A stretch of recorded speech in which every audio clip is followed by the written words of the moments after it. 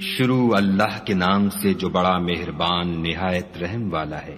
اے محمد صلی اللہ علیہ وآلہ وسلم، جو کپڑے میں لپٹ رہے ہو، رات کو قیام کیا کرو مگر تھوڑی سی رات، یعنی نصف رات یا اس سے کچھ کم یا کچھ زیادہ، اور قرآن کو ٹھہر ٹھہر کر پڑھا کرو۔ ہم ان قریب تم پر ایک بھاری فرمان نازل کریں گے۔ کچھ شک نہیں کہ رات کا اٹھنا نفس بہیمی کو سخت پامال کرتا ہے، اور اس وقت ذکر بھی خوب درست ہوتا ہے۔ دن کے وقت تو تمہیں اور بہت سے شغل ہوتے ہیں، تو اپنے پروردگار کے نام کا ذکر کرو اور ہر طرف سے بے تعلق ہو کر اسی کی طرف متوجہ ہو جاؤ۔ وہی مشرق اور مغرب کا مالک ہے، اور اس کے سوا کوئی معبود نہیں، تو اسی کو اپنا کارساز بناؤ۔ اور جو دل آزار باتیں یہ لوگ کہتے ہیں ان کو سہتے رہو، اور اچھے طریق سے ان سے کنارہ کش رہو۔ اور مجھے ان جھٹلانے والوں سے جو دولت مند ہیں سمجھ لینے دو، اور ان کو تھوڑی سی مہلت دے دو۔ کچھ شک نہیں کہ ہمارے پاس بیڑیاں ہیں اور بھڑکتی آگ ہے، اور گلوگیر کھانا ہے اور درد دینے والا عذاب ہے۔ جس دن زمین اور پہاڑ کانپنے لگیں اور پہاڑ ایسے بھربھرے گویا ریت کے ٹیلے ہو جائیں۔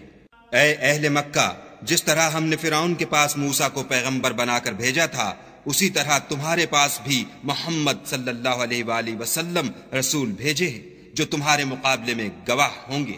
سو فرعون نے ہمارے پیغمبر کا کہا نہ مانا تو ہم نے اس کو بڑے وبال میں پکڑ لیا۔ اگر تم بھی ان پیغمبر کو نہ مانو گے تو اس دن سے کیوں کر بچو گے جو بچوں کو بوڑھا کر دے گا، اور جس سے آسمان پھٹ جائے گا یہ اس کا وعدہ پورا ہو کر رہے گا۔ یہ قرآن تو نصیحت ہے، سو جو چاہے اپنے پروردگار تک پہنچنے کا راستہ اختیار کر لے۔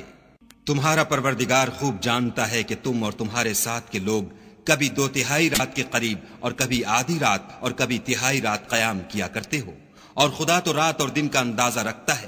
اس نے معلوم کیا کہ تم اس کو نبھا نہ سکو گے تو اس نے تم پر مہربانی کی، پس جتنا آسانی سے ہو سکے اتنا قرآن پڑھ لیا کرو۔ اس نے جانا کہ تم میں بعض بیمار بھی ہوتے ہیں، اور بعض خدا کے فضل یعنی معاش کی تلاش میں ملک میں سفر کرتے ہیں، اور بعض خدا کی راہ میں لڑتے ہیں، تو جتنا آسانی سے ہو سکے اتنا پڑھ لیا کرو، اور نماز پڑھتے رہو اور زکوٰۃ ادا کرتے رہو، اور خدا کو نیک اور خلوص نیت سے قرض دیتے رہو، اور جو عمل نیک تم اپنے لیے آگے بھیجو گے اس کو خدا کے ہاں بہتر اور صلے میں بزرگ تر پاؤ گے، اور خدا سے بخشش مانگتے رہو، بے شک خدا بخشنے والا مہربان ہے۔